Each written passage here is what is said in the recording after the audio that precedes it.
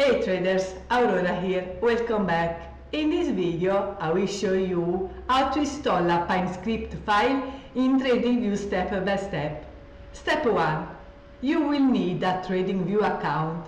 Create one if you don't have it already on tradingview.com. Step 2. Open with a text editor a new script, indicator or strategy. Open PyEditor. Step 3. Select and delete those 3 lines of code indicated. Step 4. Paste your code or strategy here. Step 5. After pasting the script, click Save and then add to chart and enjoy.